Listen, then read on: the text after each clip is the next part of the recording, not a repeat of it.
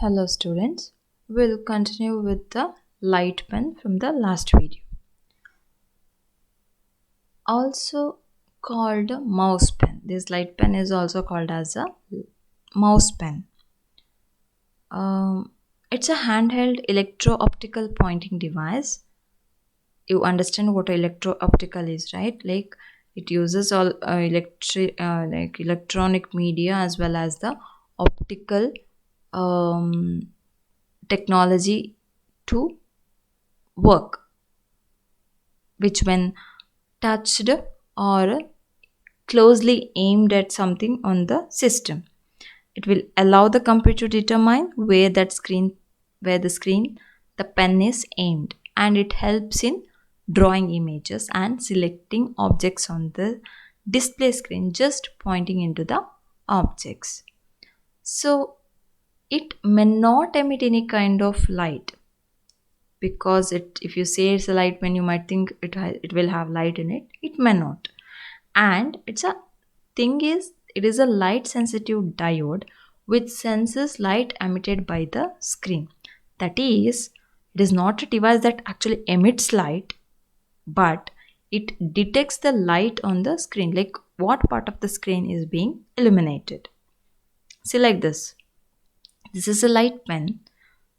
You see when it is present here, so what part of the screen has a light and what shape or pattern it is. Okay, so that is detected. So the light emitted from the screen causes this photocell, that is, there is a diode inside the light pen, right? It causes that to respond by generating a pulse.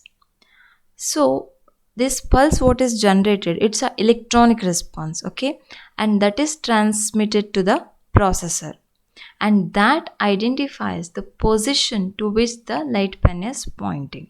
Okay, that understands in what point of the screen the light pen is being pointed. So with this movement of the light pen, lines or images are drawn. Okay, and it does not require a mouse pad or a horizontal surface, because it behaves exactly as a mouse on the screen itself, on the monitor itself. Okay, so using light pen, user can interact with the computers easily, like for selecting, drag and drop, all those things. Okay, since it is used like directly on the screen, again special skills are not required. And when somebody has no desk, or you just have to work in hand itself, so this is very easy. And also in some of the environment, like very rough environment or the harsh work environments, this is very easy. And it does not give any kind of information when it is pointed to a blank part of the screen. Okay, it's economical and requires little or no maintenance. There is nothing like maintenance for this device. So next is the touchscreen, which you're all familiar with. I don't have to explain much about it, right? Because you know what a touchscreen is. What is it? The screen itself acts like an input device, right? You just have to touch on the space wherever the menu or the selection, whatever you want to do. You are just touching it with the finger. There was a time that used stylus. Now, even now, some of the we call that some of the high end phones has this stylus, that a kind of a stick like device, right, which does not have any electrical or optical technology inserted in it. It's just a stick. Same way we are using here, the fingers are used. Okay, and it registers the input when the user touches the menu, and used when the information has to be accessed with the minimum effort. And it's not suitable for inputting large amount of data, like you can't type a document using this virtual, that is touch screen or your mobile phone. Only to some extent some kind of editing you can do, but not typing the whole 100-page documents and all. And it is used in systems that provides information such as hospitals, airlines, airways, reservations, ATM, etc. And special, the most common example could be the ATM. You have seen this, right? This using fingers only you have to operate. So next is the trackpad. What this trackpad could be? It's a stationary pointing device that works by sensing the movement of the fingers across the small sensitive surface.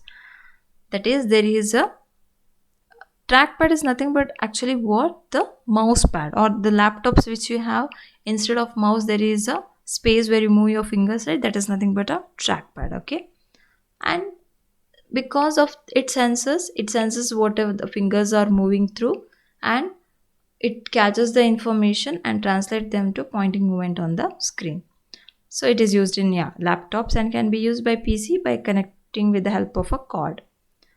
Present in PDS, that is personal devices assistant, okay, that is media players, that is, sorry, personal digital assistant and media players, and has two or three buttons which act as same as mouse buttons. You have seen that, you know how it works.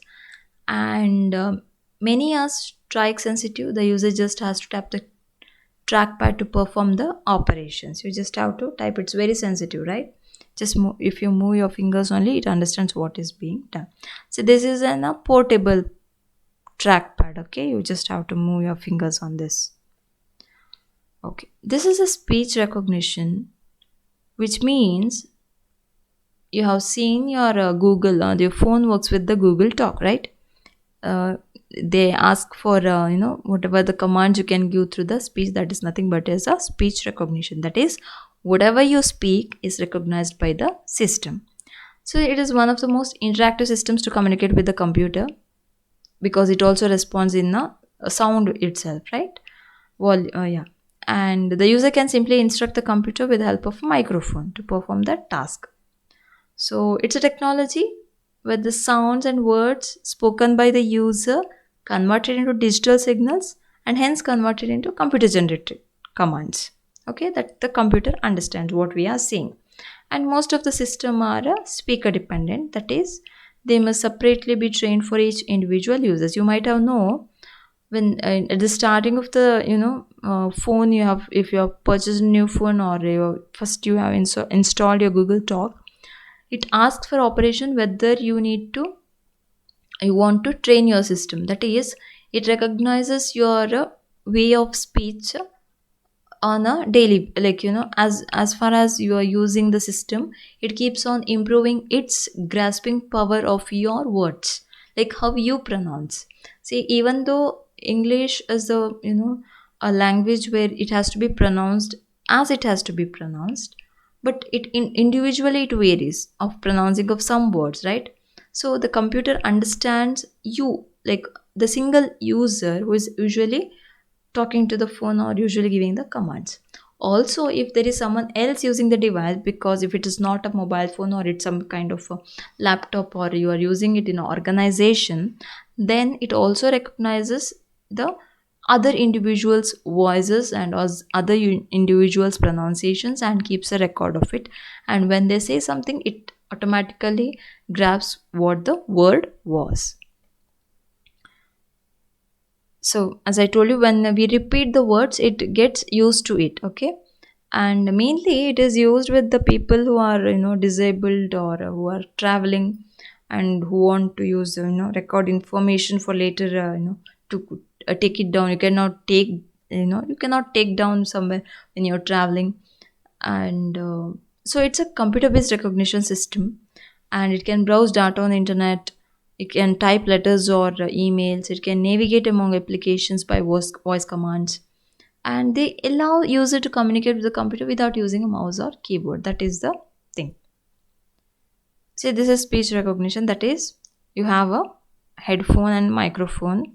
So through mic, you are giving the commands that goes to the system, where actually whatever you have said into words is converted into the binary, and then binary to whatever the thing is that it is typed as you want, or whatever you have spoken. So if you say the reliability, how correct it would be, it depends on how the system is being trained, and it's compared to mouse and keyboard, it's usually less. Okay, and the disadvantage is that sometimes it will not differentiate between two similar voiced words like sea and sea. Sea is nothing but a ocean, or the water body. Sea is nothing but to watch or to look at. So in that cases, nowadays even that has been improved because it understands the context of that sea. Okay, so it understands whether the using of which sea is better, so it determines itself and gives you the suggestion, this is the sea what I'm you going to use, is it right or not. It asks the user again, and once we say yes, then it accepts it. And you cannot use where there is a noisy place, like if somebody else is also talking, you are also talking, the system cannot recognize whose voice to catch. So those are the disadvantages of it. Digital camera, you're all aware of again. It seems similar to your mobile cameras what you're having, but there's a little difference. We'll see that it stores digitally rather than recording them on a film. As you know, it's not like analog cameras that used to have that you take the photo and it is stored in a reel, right? It is not the same way. In your memory, in your system itself, there is a memory for whatever you have recorded on the camera can be kept. That is, once the picture is clicked, it can be transferred to the computer system, then can be manipulated with the image editing software, and can be finally printed with the output device. And making photo is inexpensive as there is no film processing in the sense there are some chemicals you need to put to the film, and that is converted as negative, and it needs a dark room, all those things. But here nothing is required. You just put the SD card to the system, you just get the photo, just get a printout on the printer. So this is how a digital camera looks like. The similar one to the digital camera is your webcam. So webcam is nothing but it's a short form for web camera. It's a portable video camera which captures a line videos or images that may be viewed in real time or over a network or internet. It's nothing but saying that you can catch the live video on this web camera, or also you can capture the still images. Small digital camera that is either built in laptop, if you consider, it is always built in, and for the desktop you can actually put it as a connected through a USB port, and it's placed normally above the monitor laptop so that it's easy to capture the user's photo or the user's face. So it's for making live calls and all that. See, this is how it looks like. You have seen these web cameras, right? So now there are wide variety of webcams available. Okay, they're mainly classified as two things, that is streaming and snapshot. Streaming means, you understand what, it's nothing but a live kind of moving images. If you want, you are using this streaming, and as soon as it's capturing, it is being downloaded or recorded on your system, or you can see it on your screen. And he you don't have to download, it's like in live call or live whatever you are doing on the system. Okay, and but for this, high speed internet is required, otherwise the video will be having disturbances in it, you cannot see the smooth video.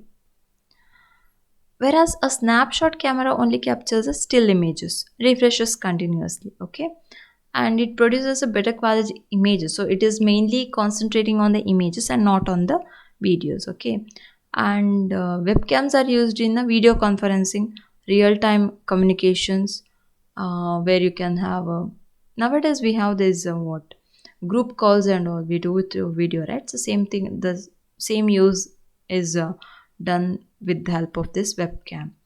And it is used in various messengers such as Yahoo, Windows Live Messenger, where videos are shared with the somebody. So these are cheap, it's not that costly, compact in the sense very small, and very intact, and are very easy to install and use, no much difficulties. They are affordable because of their low manufacturing cost. And disadvantages, they produce real-time images only when they are plugged into the PC. Okay, if you're not connected to the PC, you cannot just have it. and they come with special features like lightning controls, automatic face tracking, autofocus, but they all cost a little higher compared to these low end webcams. Scanners, one more thing that you're all aware of, or you have might have seen where it is being used.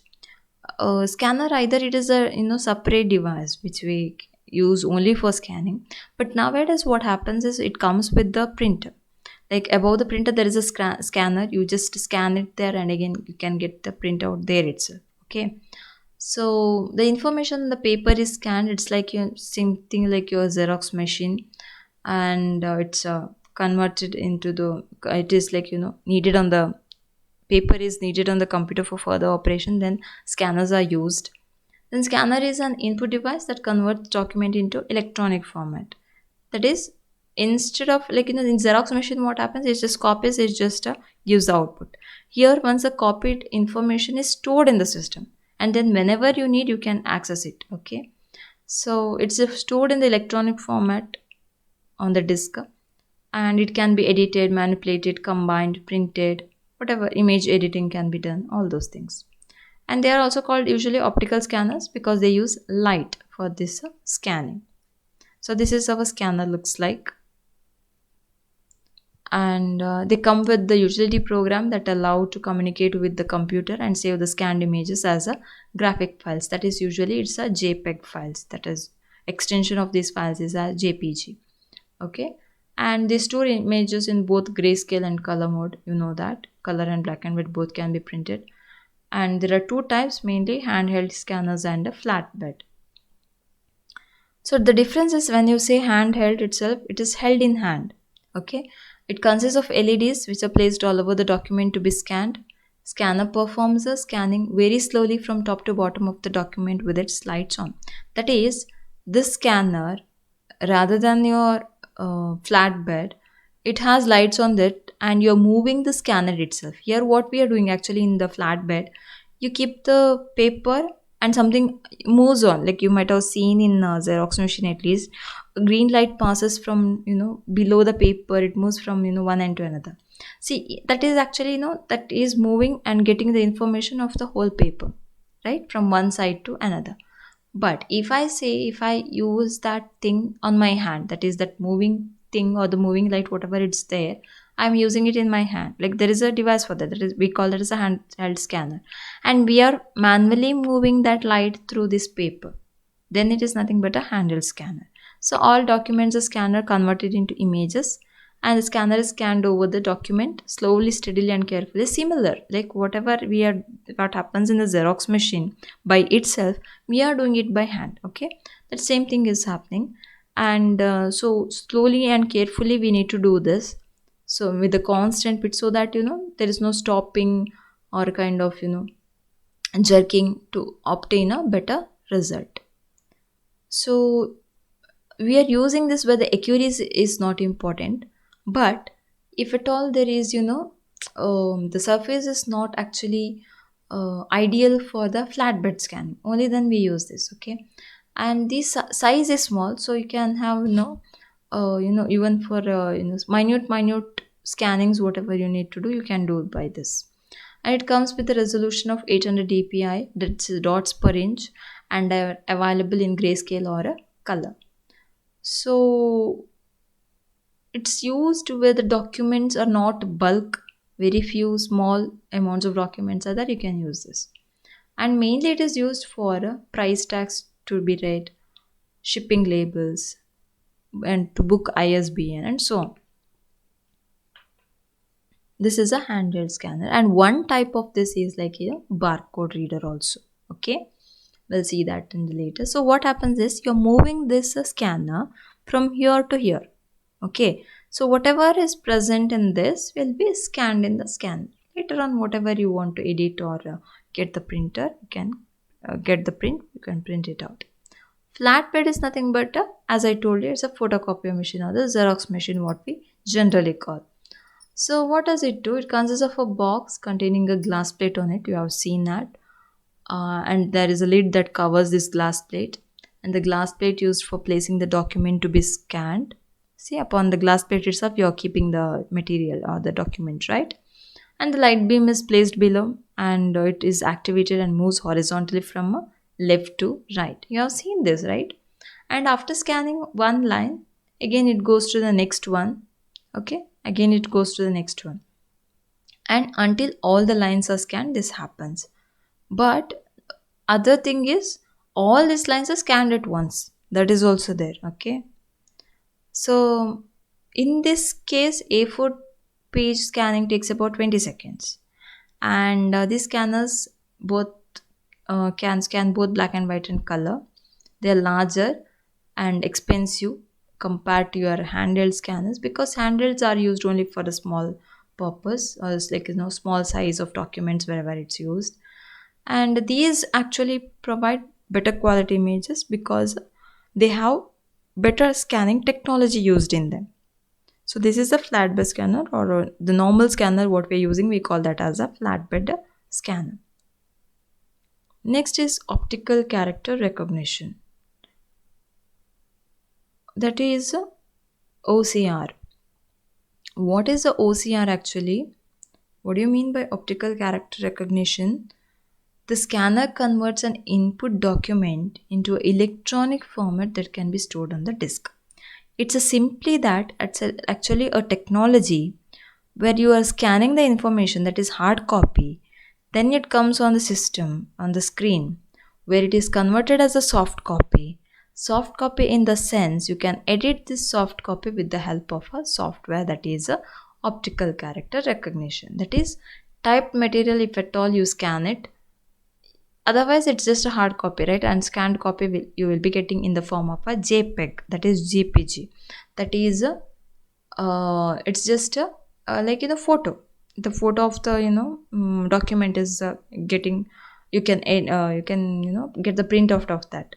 But if you want to edit something on this photocopy, that is you have scanned, then it is a photocopy, and you want to edit this photocopy, in that case we are this using this OCR. So it contains text, then you need an optical character recognition software for through which the scanned document, which is stored in a bitmap in the computer's memory, is translated into OCR of image, that is bitmap image, into ASCII codes by the computer, that can be read as letters, numbers, and special characters.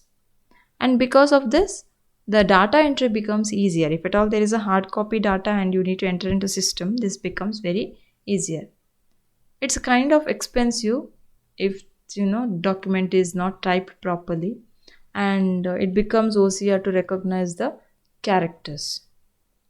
It try if it cannot read the character properly, then it becomes very expensive. And when scanning and while having this OCR, these tabs or spaces that we are using, that is usually lost because of the formatting. um, Output from a finished text scan will be a single column editable text file. Whatever, like the tables or the diagrams what you are using, that is not scanned, only the text will be scanned, and you need to improve or edit it. So this is how OCR looks like. Next we'll see in the next video. Thank you.